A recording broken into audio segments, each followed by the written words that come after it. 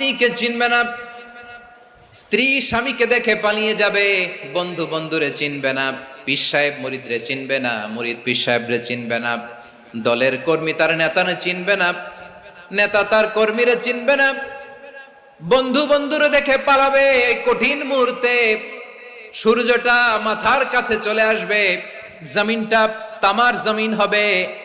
আজকের জমিনের মতো নয়, মানুষ ঘর্মাক্ত, ক্লান্ত, শ্রান্ত মাথার মগজগুলো কানের ছিদ্র আর নাকের ছিদ্র দিয়ে বেয়ে বেয়ে পড়বে।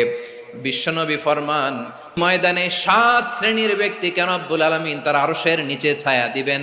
তার মধ্যে প্রথম শ্রেণীর ব্যক্তি হলো ইমামুন আদিল। ইমামুন আদিল, ন্যায়পরায়ণ শাসক,